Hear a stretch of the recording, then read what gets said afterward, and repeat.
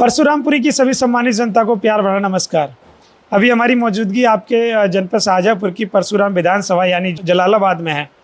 आज बातचीत करेंगे 2027 के चुनाव के बारे में। आज बातचीत करेंगे विधायक जी के कार्यकाल के बारे में। आज हमारे साथ परशुरामपुरी के विधायक हरि प्रकाश वर्मा जी मौजूद हैं। आज 2027 के चुनाव के बारे में चर्चा करेंगे और तैयारी के बारे में चर्चा करेंगे। भारतीय जनता पार्टी का कैसा कार्यकाल चल रहा है। सर बहुत बहुत स्वागत है आपका। बहुत बहुत धन्यवाद मिट्टी न्यूज़ चैनल चलाने के भाई अंशु भाई। कैसे हैं सर आप? मैं बहुत अच्छा हूँ, और बताइए आप। सर 2027 का चुनाव करीब है, सरगर्मियाँ तेज हैं, कैसी तैयारी है आपकी? देखिए, भारतीय जनता पार्टी एक मिशनरी पार्टी है।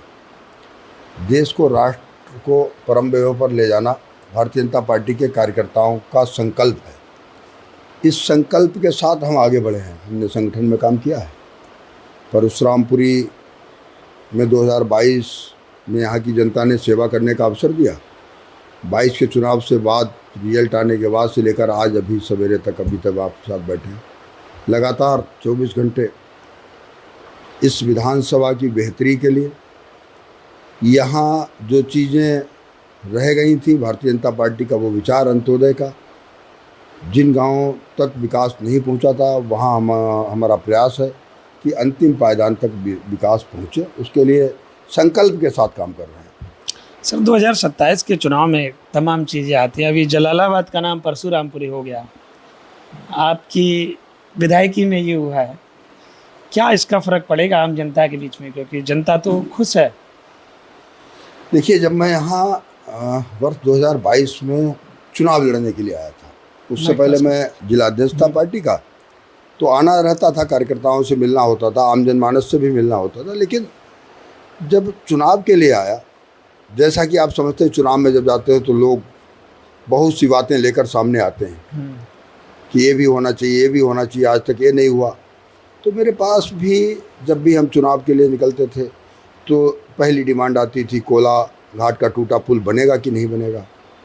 दूसरा आता था, भगवान परशुराम की जन्मस्थली को पर्यटन में शामिल किया जाएगा कि नहीं किया जाएगा। फिर बात आती थी हमारी संस्कृति और धरोहर की, कि इसका नाम परिवर्तित होगा कि नहीं होगा। इस क्षेत्र में उद्योग नहीं थे कोई, ये बात आती थी कि उद्योग लगेंगे कि नहीं लगेंगे।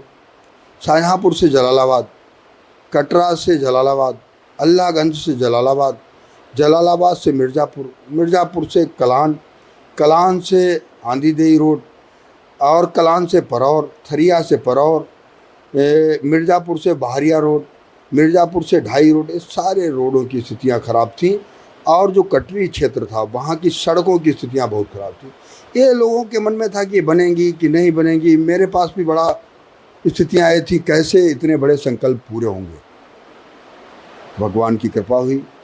पटना देवकली में भगवान शंकर जी का एक प्राचीन शिव मंदिर है। मैं जिलाध्यक्ष था तब से लगातार वहाँ आता हूँ। पर्यटन से वहाँ पर भी कुछ काम हुए हैं, जितने होने चाहिए थे उतने नहीं हुए, लेकिन कुछ ना कुछ तो हुए हैं। और भगवान परशुराम के जन्मस्थल पर पर्यटन के रूप में विकसित हुआ है।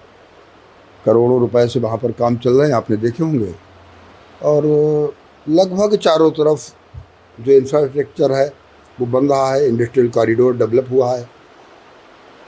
मुझे सिर्फ इतना पता है कि जिस दिन से चुनाव हुआ है और उस दिन तक के आज का दिन, नई जगह समझने में परेशानी होती है। एक एक चीज़ को समझने का प्रयास किया, और लगातार इस प्रयास में कि जो सारे संकल्प थे वो पूरे हों। और ये संकल्प बिना ईश्वर की कृपा से, बिना ईश्वर की मर्जी के, बिना जनता जनार्दन के आशीर्वाद के पूरे नहीं होते हैं। और मुझे लग रहा है आज वो सारे संकल्प पूरे होते दिख रहे हैं। लेकिन विकास सतत चलने वाली प्रक्रिया है। इस समय कलान से मिर्ज़ापुर वाला जो रोड था गड्ढों में तब्दील था उस समय, इसको पूरा रिपेयर कराया, बढ़िया फर्स्ट क्लास बनाया। आज चौड़ीकरण का काम चल रहा है तो फिर से गड्ढे हुए हैं, फिर से टूट फूट हो रही है, तो ये फिर से काम चल रहा है लगातार। तो मुझे लगता है कि ये तो यहाँ के लोग बताएंगे, जनता जनार्दन का ही आशीर्वाद और जजमेंट भी उन्हीं का होता है। हम तो सिर्फ एक निमित्त मात्र होते हैं कि काम करने के लिए। तो जो काम करना था वो कर रहे हैं और लगातार प्रयास कर रहे हैं, बाकी पब्लिक बताएगी। 2027 के चुनाव में समाजवादी पार्टी भी कहीं ना कहीं दमखम दिखा रही है, कैसी चुनौती रहेगी भाजपा से, सपा के लिए कैसी चुनौती रहेगी? देखिए, समाजवादी पार्टी ने लंबे समय से यहाँ विधायक दिए। भारतीय जनता पार्टी में का मैं कमल निशान से पहला विधायक। लोगों ने परिवर्तन महसूस किया होगा तो लोग बताएंगे। पीछे के कार्यकाल कैसे रहे, क्या रहे, यहाँ के लोगों ने देखे हैं उनके। तो मुझे लगता है कि जब आप गाँव में निकलेंगे, कस्बों में जाएंगे, व्यापारियों से मिलेंगे, काश्तकारों से मिलेंगे, मजदूरों से मिलेंगे, तो वो सारे लोग बताएंगे क्या परिवर्तन है। एक चीज़ और बता दीजिएगा, आपने क्या क्या विकास कार्य किए जो आपने बताया सड़क के, इसके अलावा आपके विकास कार्य और क्या है? देखिए, मैंने आपको बताया, हमने बहुत से कामों को सूचीबद्ध किया और एक बड़ी सूची बनी है यहाँ पर डेवलपमेंट करने की। जैसे अगर रोडवेज बस अड्डे की बात करें तो अल्लाहगंज का बस स्टॉप बहुत ख़राब है, जलालाबाद का भी उससे ख़राब था, मिर्ज़ापुर कलान में कोई बस स्टॉप नहीं है, जलालाबाद का लगभग अंतिम पायदान पर बनने के।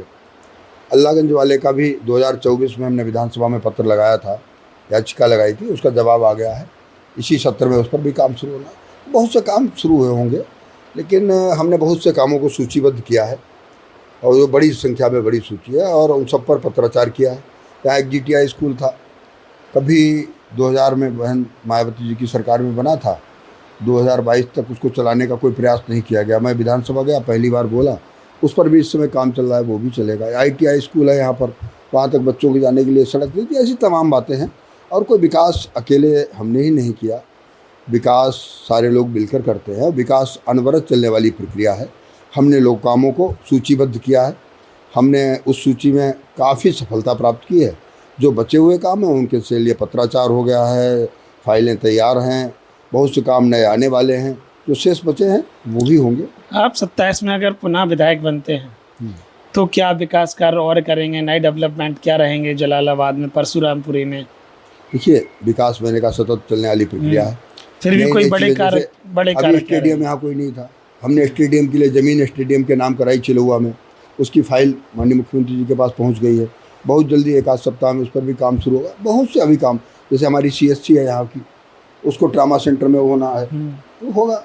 हमारी जरियनपुर की CSC है, वो मॉडल CSC में हम उसको लेकर जाने वाले हैं, यथाशीघ्र उस पर भी काम शुरू होने वाले हैं। प्राथमिक विद्यालयों को भी ठीक करना है। बहुत से काम होने हैं और बहुत से काम हुए हैं।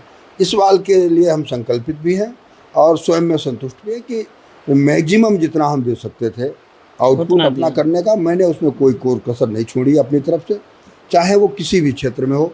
और फिर लोगों का एनालिसिस होगा, जनता जनार्दन का फैसला होता है, वही एनालिसिस करती है। मुझे लगता है मुझसे ज़्यादा बेहतर आप लोगों के बीच जाएंगे तो जो कमियां रह गई होंगी वो भी मुझे पता लगेंगी और अभी समय है 6 महीने का, उनको ठीक करने का काम किया जाएगा। जो अच्छा काम किया वो भी लोग बताएंगे, जो रह गए होंगे वो भी बताएंगे, उनको हम सूचीबद्ध करके आगे बढ़ाएंगे। 2027 में क्या लग रहा है, शाहजहाँपुर की 6 विधानसभा सीटों पर क्या रहेगा? देखिए, अभी तो दबदबा है। जब मैं भारतीय जनता पार्टी का जिलाध्यक्ष नहीं था, हमसे पहले आदरणीय राकेश मिश्रा जी यहाँ के जिलाध्यक्ष थे, मैं उनका महासचिव था। उससे पहले एक सीट थी हमारे पास शहर की और वो अध्यक्ष बने, मैं महासचिव बना उनका। हमारी टीम ने काम किया, 5 विधायक हमारे बने। अगली बार पार्टी ने मुझे अध्यक्ष की जिम्मेदारी दी, हमारे पास 6 की 6 सीटें आई हैं। हमारी टीम में जिला उपाध्यक्ष रहे हमारे भाई KC मिश्रा जी, इस समय भारतीय जनता पार्टी के जिलाध्यक्ष हैं, बहुत मेहनती कार्यकर्ता हैं और उनके कुशल नेतृत्व में हम सब लोग काम कर रहे हैं। तो मुझे लगता है 6 सीटें हमारी जो थी वो बरकरार रहेंगी, सब में मार्जिन बढ़ेगा वोटों का, जीतने का। आपका क्या मार्जिन रहेगा 27 में? देखिए, जीत का अंतर क्या रहेगा? देखिए, भारतीय जनता पार्टी का जीत का अंतर बहुत बड़ा होगा और मैं भारतीय जनता पार्टी का अनुशासित, आपकी विधानसभा सीट की बात कर रहा हूँ। मैं भारतीय जनता पार्टी का अनुशासित सिपाही हूँ। पार्टी ने जो काम मुझे दिया है पूरी जिम्मेदारी के साथ करने का प्रयास किया है। भारतीय जनता पार्टी है, उनके कार्यकर्ता, शीर्ष नेतृत्व जो काम देगा, पार्टी अभी चुनाव लड़ाएगी, पूरी दमखम पूरी मजबूती के साथ जनता के बीच में जाएंगे, अपने काम बताएंगे, आगे के जो संकल्प लिए हैं वो बीच में रखेंगे। अभी आपने देखा होगा एक हमारी निर्माणाधीन कैरियर काउंसलिंग सेंटर है, ये मैंने चुनाव के लिए नहीं, ना इसमें कोई चुनाव का मैं क्रेडिट लेना चाहता हूँ। मेरा, मैं जब 9th हाई स्कूल में पढ़ता था तब मुझे लगता था कि एक ऐसा सेंटर होना चाहिए। मुझे जब मौका मिला मैंने वो किया। मुझे लगता था मैंने जिस जाति उधर में जन्म लिया तो वीरांगना अवंतीबाई की एक मूर्ति शाहजहाँपुर में होनी चाहिए। मैं जिलाध्यक्ष बना, मुझे अवसर मिला, मैंने उसको भी लगाने का प्रयास किया तो वो भी सफल हुआ। एक करियर काउंसलिंग सेंटर भी अच्छा तैयार हो रहा है। तो ये सारे काम, पार्टी मेरा अंतर तुम्हारा अंतर, इससे दूर हम कार्यकर्ता हैं। पार्टी के अनुशासित सिपाही, पार्टी अवसर देगी, पार्टी जो कहेगी वो करेंगे। और बड़े अंतर से भारतीय जनता पार्टी ये 2027 का चुनाव जलालाबाद परशुरामपुरी से भी जीतेंगे और सभी विधानसभाओं में अंतर बढ़ेगा। पूरे प्रदेश की बात करें या 403 में से कितनी हो जाएंगी इस बार? देखिए, अगर हमारी पार्टी ने नारा दिया था 350 पार दिया था, लोग मजाक बनाते थे। 270 प्लस हमने 2017 में नारा दिया था। कितनी सीटें आई हमारी? कितनी आई? बम्पर तरीके से जीत गई। हम 300 पार कर गए। और वैसे ही भारतीय जनता पार्टी 2017 से भी ज़्यादा सीटें लेकर इस बार आएगी, क्योंकि प्रधानमंत्री जी के और माननीय मुख्यमंत्री जी के नेतृत्व में जो काम चल रहा है वो लोगों ने उसको स्वीकार किया है। लोगों को उम्मीदें हैं। आज मैं जब गाँव में जाता हूँ तो लोग कहते हैं विधायक जी ये वाली सड़क, ये वाली भी सड़क, लेकिन जब 22 से पहले आते थे तो उसको सड़क की बात ही नहीं करता था। मैं कहता था ये सड़क खराब है, आपने कभी बात नहीं की। तो उम्मीद नहीं थी। जहाँ उम्मीद नहीं होती है किसी से, वहाँ कोई काम के लिए नहीं कहता। जिससे उम्मीद होती है उसी के पास आदमी जाता है, उसी से कहता है। शिकायत भी उम्मीद से करता है। शिकायत बच्चा अपने माँ बाप से करता है, माँ बाप अपने बच्चों से करते हैं। कोई आस पड़ोस में जाके किसी की शिकायत नहीं करता है। जब भी आप देखिए, कोई माँ बाप अगर शिकायत करेगा तो अपने बच्चे से शिकायत करेगा, और बच्चा अगर कोई शिकायत लेकर जाएगा तो माँ बाप के पास लेकर जाएगा, मतलब परिवार में जाएगा। तो शिकायत अपनों से ही करता है, और शिकायत भी वहाँ करता है जहाँ उम्मीद होती है मैं शिकायत करूँगा तो मेरा ये काम ठीक हो जाएगा। कुछ लोगों ने शिकायत भी की है, वो मैं बताना चाहूँगा। छोटा जानवर की शिकायतें हैं गाँव में, और बंदरों की समस्याएं हैं कि आज आप गौशाला नहीं बनी है कुछ गाँव में, और बंदरों की बहुत ज़्यादा समस्या आपकी विधानसभा में। अंशु साक्य जी, आप बहुत होनहार नवयुवक हैं। मैंने कल जब आपको देखा पहली बार, मैं रात भी 2-3 बार सोचा कि आप जैसे युवा अगर इतनी क्रिएटिविटी के साथ, इतनी पॉजिटिविटी के साथ काम करेंगे तो हमारे देश को विश्व गुरु बनने से कोई रोक नहीं सकता। जब मैं यहाँ 22 में आया था तो एक भी बृहद गौशाला नहीं थी, सिंगल नहीं थी। मैं आपके एक भी नहीं थी, सिंगल नहीं थी। आज अभी हम एक गौशाला में वृक्षारोपण करके आए हैं, अभी एक नंदीशाला में गौरव करके आए हैं। आज हमारे पास 100 के आसपास अस्थाई और स्थायी गौशालाएँ हैं। लेकिन एक बड़ी समस्या है गायों की और नंदी की। हमारी सरकार उस पर काम कर रही है। पहले अगर काम ये सारे उतरे ही, जैसे 22 से अब तक लगभग 100 बनी है, अगर 17 से 22, 12 से 17 अगर 50-50 भी बनी होती तो आज 200 होती। 200 तो हम 100 के 100 पर इसलिए खड़े हैं क्योंकि पीछे 0 पर थे। तो ये शिकायत लोगों की जायज़ है, इसमें कोई ऐसा नहीं है कि शिकायत गलत है। ये शिकायतें कब तक दूर हो जाएंगी गांव के लोगों की? देखिए, आज आप पर्यावरण दिवस के अवसर पर हैं। आज 12 जुलाई को हम बृहद वृक्षारोपण के अभियान से वापस आ रहे हैं। सुबह 6 बजे के निकले हैं। पर्यावरण में जब जब असंतुलन होगा तो मानव और सरकारें उस असंतुलन को दूर नहीं कर पाएंगी। उन चुनौतियों का सामना करने के लिए पर्यावरण का संतुलन जरूरी है। हम जब तक पेड़ की जड़ में पानी नहीं डालेंगे, खाद नहीं डालेंगे, फसल नहीं मिलेगी। हम क्या कर रहे हैं? हम फूल और पत्तियों के ऊपर स्प्रे कर रहे हैं, दवाइयाँ डाल रहे हैं, पानी डाल रहे हैं। हम गौशाला बना रहे हैं, हम नंदीशाला बना रहे हैं, हम बंदरों को पकड़ के जंगल छुड़वा रहे हैं। हम जंगल नहीं खड़े कर रहे हैं। सही बात है।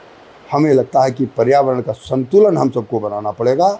और मैंने अभी भी 10 मिनट पहले एक जगह उद्बोधन में भी बोला था कि जो हमारी देश की बहुत सी परिस्थितियाँ ऐसी हैं। आप शाहजहाँपुर में मुझे लगता है पहली बार 4-5 दिन पहले आए।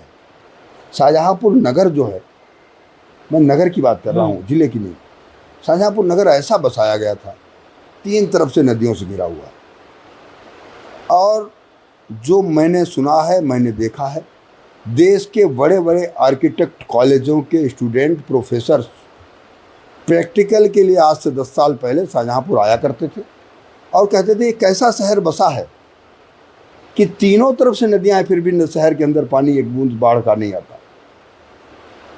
ये आज से 10 साल पहले आर्किटेक्ट कॉलेजों के स्टूडेंट और प्रोफेसर आके यहाँ देखते थे, प्रैक्टिकल करते थे, सीखते थे।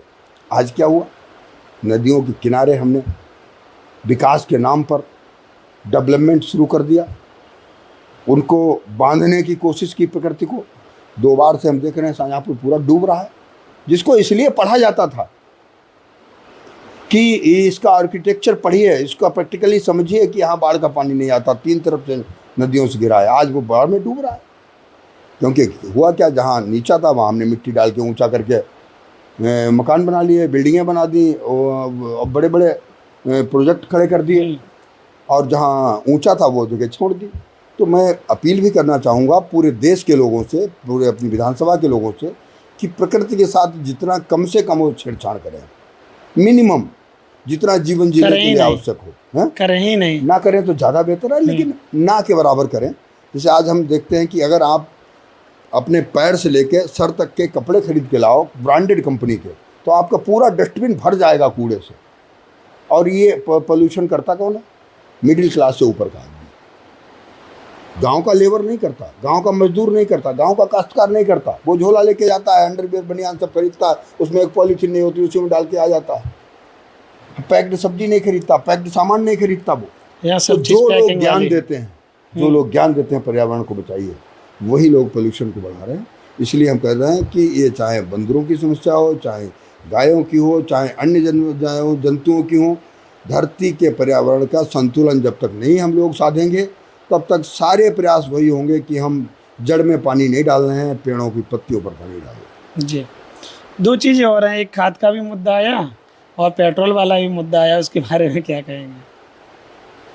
देखिए, हालांकि नेशनल लेवल का क्वेश्चन हो गया, पर यहाँ की जनता ने भी ये चीज़ें बताई हैं। खाद पर मैं ज़रूर कहना चाहूँगा कि जिस मात्रा में उत्पादन होकर खाद किसानों को आसानी से मिलनी चाहिए थी, उतनी नहीं मिल पा रही। इसकी लगातार हम शिकायत भी करते हैं, क्योंकि हम सरकार में हम अवगत करा सकते हैं, आंदोलन नहीं कर सकते। सही बात। हम पब्लिक के बीच में जाकर उनको समझा सकते हैं और सरकार की जो मजबूरियां हैं वो बता सकते हैं। सरकार पर प्रेशर नहीं बना सकते, सरकार की चीज़ें समझने का प्रयास करते हैं, और विपक्ष के लोग समझने का प्रयास नहीं करते, वो सिर्फ प्रेशर बनाते हैं। हम समझ रहे हैं खाद की जहाँ जहाँ कमी थी, शायद अब काफ़ी हद तक दूर हुई है, और इस समय खाद से वो बहुत बड़ी दिक्कत नहीं है। दूसरा, आपने पेट्रोल की बात की है, तो ये ऊर्जा है, धरती ऊर्जा से चलती है, चाहे वो सूर्य की ऊर्जा से चले, चाहे किसी और ऊर्जा से चले, और ऊर्जा का जितना संरक्षण करेंगे हम, उतना बेहतर होगा। और पेट्रोलियम पदार्थों पर आप अगर हम बात करेंगे, पीछे चले जाएंगे, फिर आप लोग कह देंगे कि आप लोग अपनी सरकार की बात नहीं करते, पीछे चले जाते हो दौड़ के। हमने सबने गैस के लिए लाइन लगाते हुए देखा है। हमारे पिताजी ने, हमारे बाबा ने ट्रैक्टर इसलिए खड़े रहे कि डीजल नहीं मिल पाया। लाइन तो आज भी लग रही है, लेकिन आज ये स्थिति नहीं है कि ट्रैक्टर खड़े हो रहे हों, खेती ना हो पा रही है। सन 80 के दशक में, 82 के दशक में वीडियो पर्ची बना के देते थे, तो कैन में लोग डीजल लाते थे, वैसे मिलता था। आप याद करिए, और किसी 70 साल के 60 साल के व्यक्ति से पूछिएगा। खैर, हम उस पर नहीं जाएंगे। उसके बाद बहुत संसाधन बढ़े हैं, बहुत सारी चीज़ें आई हैं। आज तेल की समस्या है, और सरकार, माननीय प्रधानमंत्री जी उस पर प्रयास कर रहे हैं ठीक करने का। हम सबको मिलकर भी उसकी खपत थोड़ी कम करनी है। चलिए, तो अब देखिए हमारे साथ परशुरामपुरी जलालाबाद के विधायक जी मौजूद थे। 2027 के चुनाव के बारे में खुल के चर्चा किया, और सभी मुद्दों को कहीं ना कहीं सभी मुद्दों के जवाब दिए हैं। आप बताइए कि आपको क्या लग रहा है 2027 के चुनाव में परशुरामपुरी में कौन आने वाला है? 2027 में क्या योगी जी की पुनः हैट्रिक लगने वाली है, या फिर अखिलेश जी आने वाले हैं, या फिर मायावती जी, या फिर कांग्रेस? आपके अनुसार आपकी जो भी विधानसभा की जो भी आपकी दिक्कतें हैं, जो भी परेशानियां, जो भी आपके मुद्दे हैं, वो कमेंट साझा जरूर करिएगा। जहां तक है विधायक जी उनको जरूर सुनेंगे। बहुत बहुत धन्यवाद विधायक जी, आपने कीमती समय दिया। धन्यवाद अंशु साक्य जी, आप जैसे होनहार नवयुवकों से देश को उम्मीद है, और आपको मेरी शुभकामनाएं हैं कि आप 21 साल की उम्र में पूरे 403 विधानसभाएं घूम रहे हैं, बिहार घूमे हैं, अन्य राज्यों में घूमे हैं, और मैं आपको सल्यूट करता हूँ और आपकी पूरी टीम को कि आप बहुत ऊंचाइयों तक जाए और हमारे जैसे बहुत से विधायकों को आपके पास आके कहना पड़े कि मेरा पॉडकास्ट कर लो। अरे सर, थैंक यू सर।